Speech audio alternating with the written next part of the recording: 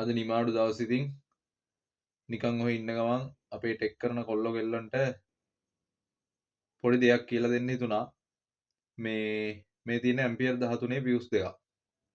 ඒතොර සාමාන්‍යයෙන් මේ ඉලෙක්ට්‍රික් වැඩ කරනකොට මේ වගේ පියුස් එකක් පිච්චුනොත් මල්ටිමීටරයක් නැති අවස්ථාවක පියුස් එක පිච්චිලාද නැද්ද කියලා බලාගන්න පොඩි ක්‍රමයක් තියෙනවා.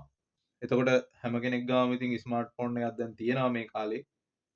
ඉතින් මේ ඒකෙන් පුළුවන් මේ පියුස් දෙක චෙක් කරගන්න. මෙතන තියෙනවා පියුස් දෙකක්. දෙකෙන් එක පියුස් එකක් පිච්චිලා තියෙන්නේ.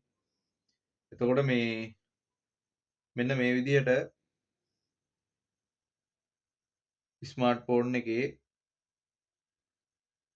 කැල් එක ඕපන් කරගෙන මෙන්න මේ විදිහට පියුස් එක තියලා මෙන්න මේ විදිහට ටච් කරන්න ඕනේ.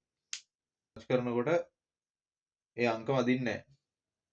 හැබැයි මේ පියුස් එක මෙහෙම තියලා මේ විදිහට ටච් කරනකොට අංක වදිනවා. අන්න එතකොට මේ අංක වදින්නේ වැඩ කරන පියුස් එකෙන්. අංක වදින්නේ නැත්තේ වැඩ කරන්නේ නැති පියුස් එකෙන්. ඒතර ඔයගොල්ලන්ට පේනවා ඇති. මෙන්න මේ විදිහට මම දැන් දෙකේ ඉලක්ක මුලින් මේක තියන්නම්. ඔය විදිහට ටච් කරනකොට දෙකේ ඉලක්කම වදිනවා. ඒතර මේක වැඩ කරන පියුස් එක. මේක වැඩ කරන්නේ නැති පියුස් එක.